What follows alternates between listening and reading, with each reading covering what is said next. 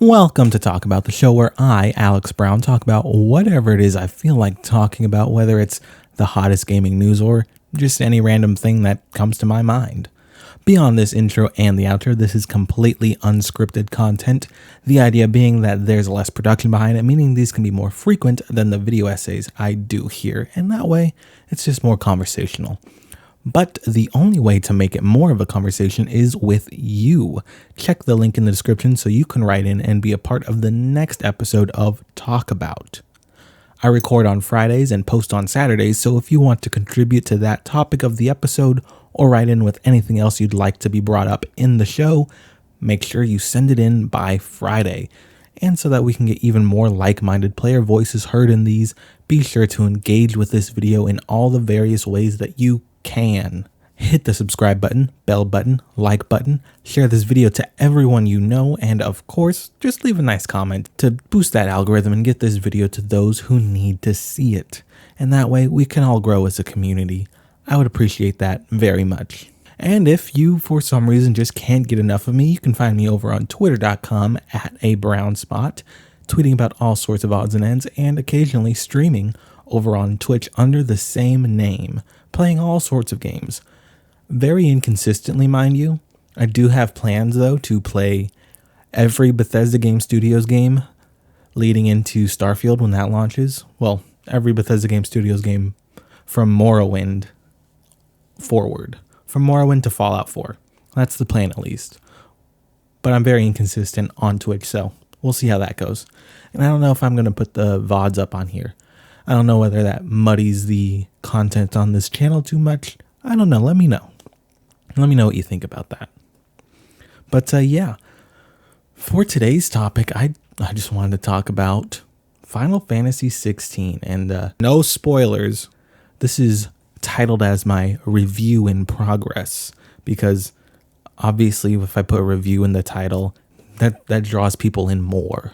But I'm definitely not far enough in to definitively call this a review, so it's a review in progress, we'll say. Before we can talk about Final Fantasy XVI, let's talk about my history with the franchise itself, because it's number 16. It's a very long-standing franchise with multiple entry points throughout.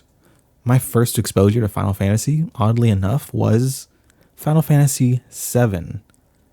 Not the game, mind you. Final Fantasy VII Advent Children, that CG movie they made, and I like that. I like that a lot. You know, I remember that scene where Cloud's everyone's boosting Cloud up to the sky. I don't remember what was going on, but I remember that scene.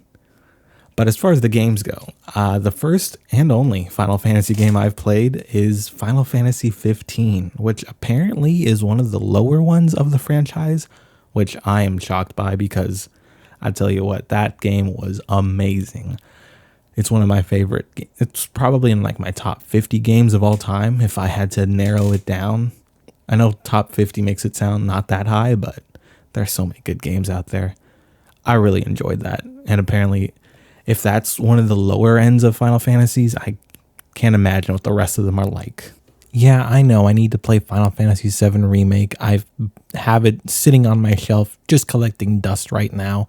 But I'm going to wait until it get a little bit closer to Final Fantasy VII Rebirth so that, I can play those sort of back-to-back in a sort of way. But I also want to check out 10. I've heard good things about 10. And I also want to check out 13 because it's a trilogy, and I love trilogies. It's weird to me that they stretched out a Final Fantasy game into 3, or however that works, and I just want to see how that works out. But yeah, back to the 16 talk, because this is about Final Fantasy 16.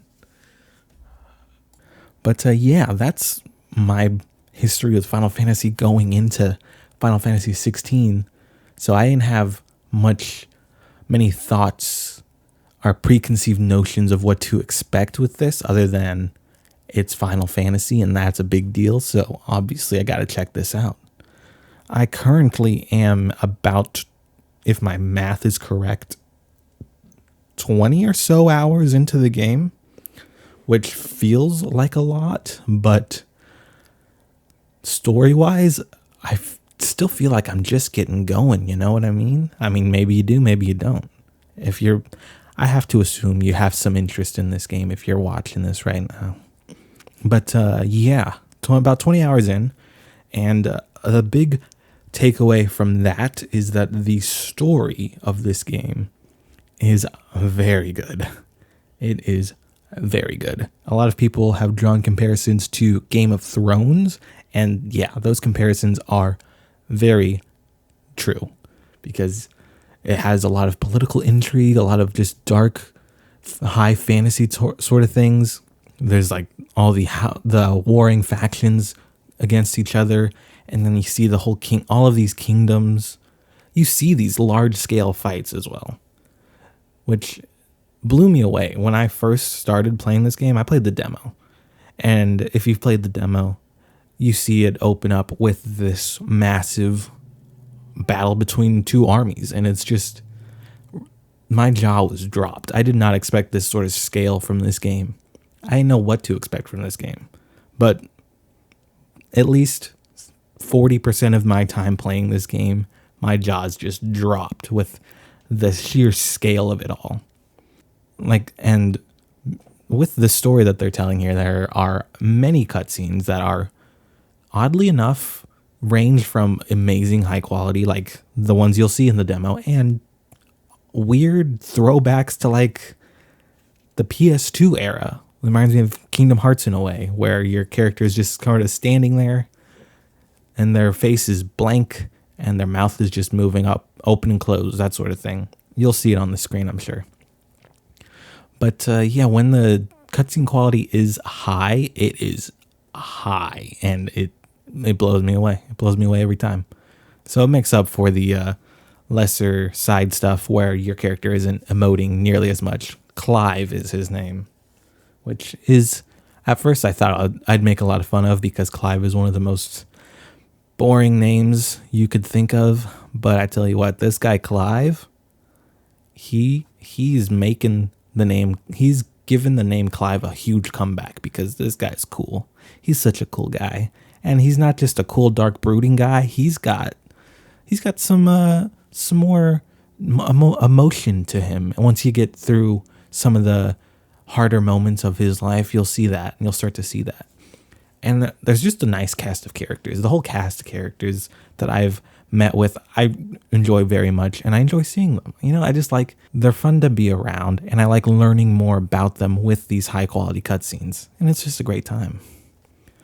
But beyond the cutscenes and all that jazz, of course, we got to talk about the gameplay, because it is a vast difference compared to other Final Fantasy games. At least what Final Fantasy is known for with its turn-based combat, which is weird because Final Fantasy 15 certainly wasn't turn-based. I doubt the MMO is. 13 was the last turn-based one, I think. I don't know. You see, that's what I'm talking about. My history of Final Fantasy isn't that great. But the combat here, very different. It is full-on action combat. Think Devil May Cry or Bayonetta. It's that. It's that with the same sort of ability trees and combos that you can pull off. It is very stylish. The only thing that it's missing from those character action games is a scoring system, quite honestly, where sometimes I feel like I need to get a grade on my performance because sometimes I'm pulling off some sick stunts in those fights, you know what I mean? It's pretty crazy. And it seems overwhelming because if you've been keeping up with the game, you'll know that you have these icon abilities, which are essentially just different elements that you can utilize in combat. And it seems daunting at first, but once you get into a flow state with all of them, juggling between the different abilities, your brain just turns off for a second and you're just in this dance, and it feels very satisfying. And I am shocked by that because at first the game is not nearly, the gameplay, the combat is not nearly as it's not nearly as satisfying because it's a lot scaled down because you're still getting your footing. It's a lot of tutorializing and you don't have as many abilities. But once you start getting these abilities, it really just starts to ramp up. And then, yeah, that's when you start getting into the dance, if you will. And it's a great time. It's such a good time. I would recommend that on the merits of combat alone. I would recommend this game on the merits of the story alone. But yeah, on top of that, these icon battles are something that they've mentioned a lot of into the lead up to the game's release, which are these like giant, massive battles between the icons, which I guess are iconic beings in the Final Fantasy franchise. I'm not certain of that. Apparently, they've been in other ones, but I've only played 15, and I do remember the summons is what I believe is what they are. The summons are these icons from Final Fantasy 15. Good game, great game, underrated game apparently. But yes, these giant icon battles you actually participate in, and they also, in the same way as the combat, start off very mundane and then build up in a way that is just more exciting and more visceral, if that makes sense. It does, right? I mean, it does. But yeah, the odd thing that I will say, the drawbacks with these massive moments and the game being as cinematic as it is with its cutscenes and its overall story just being so good, is that there are a lot of cases in the the highly emotional big story beats where it's less of a gameplay moment and more of a cutscene, just with a bunch of quick time events where, like, a lot of the big boss fights end with a series of quick time events rather than you actively fighting, which is a bummer because I feel like I would feel more rewarded. These fights would be more rewarding if I was the one, dodging and weaving and, doing all the cool stunts you got to pull off to get these boss fights down. And on the topic of boss fights and just circling back to fights in general, because that just jogged my memory. These enemies have a lot of health, which makes sense for the character action sort of gameplay they're going for, because if these enemies die too fast, then you can't really do all these sick combos on them, and it's kind of stale in that way. So I understand why they have so much health. But sometimes it's like, whoa, this is taking a lot, considering my sword is, supposedly I have the best sword in the game so far. I mean, I'm sure there's going to be a better sword, but it still takes such a long time for like even the small minion types. But, that's fine. I get what they're going for, but it's something worth bringing up. And there's the whole dodge system, which is nice because if you do a precision dodge, you get the nice rewarding cool animation, and then you do a counterattack, which is always fun. And then they also have the parry, like all good games do. Put parries in every game. It needs them. But the parry is a lot harder to pull off. And I don't know if anyone has ever done it on purpose. I mean, every time I do it, it's always on purpose because I'm that good at this game. But you have to time your attack just when your enemy attacks. And that's how you pull off a parry, which is a lot harder than it sounds. But I pull it off every single time I try. It's no big deal. I'm very good at this game. I've done it. Every single time I've done it, it's been on purpose. 100%. I would never lie to you. I'm lying to you. Anyways, but yeah, on the topic of my weapons, I did mention my sword earlier. Circle back around to that. This game feels a lot less like an RPG than previous Final Fantasies I've played, and by previous Final Fantasies I do just mean Final Fantasy 15. But it feels a lot less like an RPG and more like an action-adventure game because you can't really customize the way you play beyond the abilities you use. And there's only like 4 abilities per element. And the swords that you find are pretty straightforward. It's pretty much every sword is just the same, but it does more damage. And then you just follow a sort of path, a sort of upgrade path to get the next best thing and get rid of the other one, get the next best thing, that sort of thing.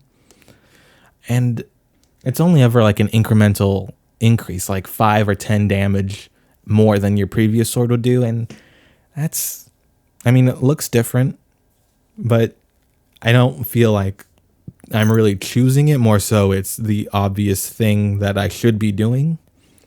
And there's no character customization, which obviously I don't mean like changing the way Clive's face looks or anything. I mean like outfits and stuff, because even in Final Fantasy 15, my only point of reference, you can change between, like your royal garbs or t-shirt and jeans, that sort of thing. But in this, you just have one outfit, unless a story beat makes you change your outfit for a certain thing. And it's just like, really? This is the only thing Clive ever wears ever in life? Forever? That seems a little weird, because I mean, like, I feel like he'd be a little smelly and gotta change his clothes at some point. But it never happens, at least in these 20 hours so far. And but at the end of the day, it still feels like Final Fantasy, because I mean, obviously, I've mentioned it more times than probably I needed to. Final Fantasy 15, my only point of reference.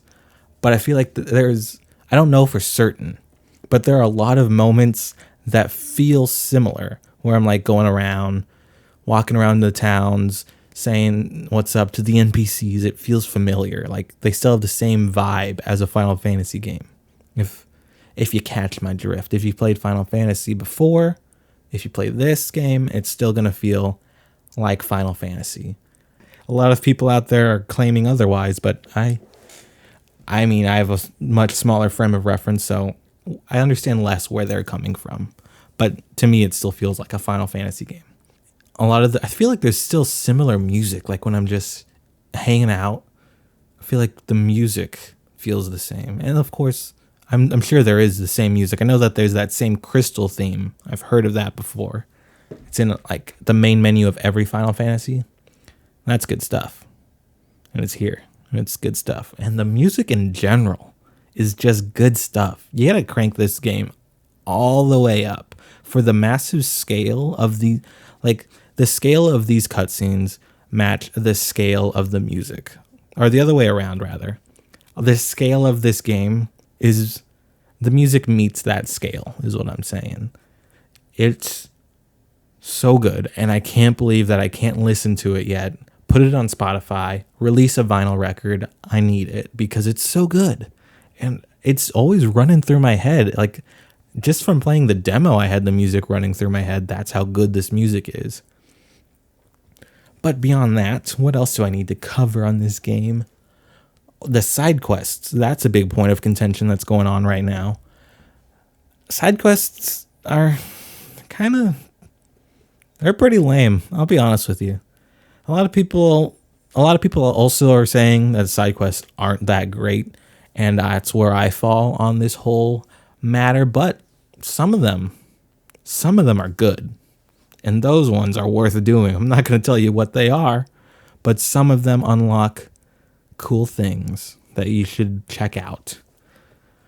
But most of them, yeah, they suck. Like the amount of times that Clive is just essentially a DoorDash employee is insane. I've delivered food like on 5 different occasions. Like, how is that possible? I could understand a quest being deliver food once or twice, but one time I was delivering soup to people. Another time I was delivering bread and wine, and recently delivered apples to people. It's just crazy how often I'm delivering food when I'm Clive Rossfield. Big deal, You know him. You've played the demo probably, at least. I'm royalty, and I'm delivering food. What? Get out of here. You kidding me? But yeah, at the end of the day, obviously, it's too soon for me to give this game a final score. But I'm sitting somewhere. I'm projecting. My projected score as of right now is like an 8.5. And obviously it could go up because the story could hit even harder than it's already hitting now. But with drawbacks like I mentioned earlier, with certain combat sequences just being quick time events, the cutscene quality dipping drastically for just the side quests. It's really a lot of the side quests where your character will just stand still, emotionless and flat, and his mouth will open and close. That's what it is. And there's even moments where you'll go up to NPCs and talk to them and they don't have voice lines, which was just, I thought we were past that in 2023. It was weird. I don't mind reading. I read all the time, but in a AAA high budget game like this, I expected voice lines in it. I mean, I've played Tears of the Kingdom. I have to read everything in that game, but yeah, it's a lot. The animation is just stiff in a lot of the side quest cutscenes and some of the main quest cutscenes, but it makes sense because they are, I guess, cutting corners to make the bigger, massive, big moment cutscenes higher budget. To put more work into those, I suppose. It's just jarring to go from those highly emotional, big moment cutscenes where the character animations, the facial animations really are on display and show like just the performance of all these actors and actresses, the performance that they're putting into these characters. It's just weird to see how good that looks, and then to go to a smaller cutscene with less going on. The animations are just much more flat, but it makes the game as a whole lesser than when other things are treated as lesser than, if you know what I mean. I hope that made sense. There are also some things with the story. I'm not going to spoil it here. Of course not. I should have said that at the top. I'm going to say no spoilers right there. And then I'll cut that audio out, put it in the front. You didn't even realize that just happened, huh? But, yeah, there are some moments in the story where it felt meaningless to me. Maybe that's not the right word. It just didn't work for me. There are moments in the story where it didn't work because it felt too easy, Certain things like that. Maybe someday, if there's enough interest out there, I can do a spoiler-filled type of talk about of this game. But who knows? Who knows if the audience will be there for that? But yeah, that's what I thought about Final Fantasy XVI so far. 8.5. It could go up.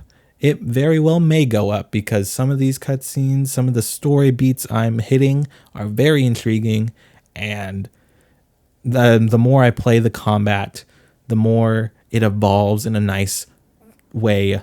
Well, that's just a lot of fun to play, and I wish I was playing the game right now. Obviously, I enjoy making these videos, but I would very much like to play this game. So we're going to wrap things up. Yes. 8.5 so far, subject to change. I'll update you if it does on an episode of TalkAbout. But yeah, that's it. What do you think of Final Fantasy XVI so far? Have you played it? Are you considering buying it? If you are, I say you should. It's great. 8.5 sounds, I know a lot of people are just like, oh, 9s and 10s only, but 8.5 is still a very good score. So, go get it. Go play it for yourself. Find out. It's a great time. I promise you. But yeah, thanks for watching this episode of TalkAbout, the show where I talk about whatever it is I want to talk about with you. And remember, though, the only way for you to be part of the next episode is by clicking the link in the description below. Next week's episode is going to be about, I think I've decided on it. Yeah, it's going to be about how 2023 is the best year in gaming, ?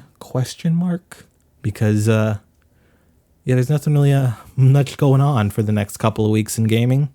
Well, I mean, there's that whole FTC thing. Maybe I'll talk about Activision. I'll put that in there as well.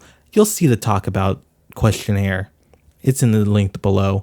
But until I do make that next TalkAbout video, stay safe and play some video games.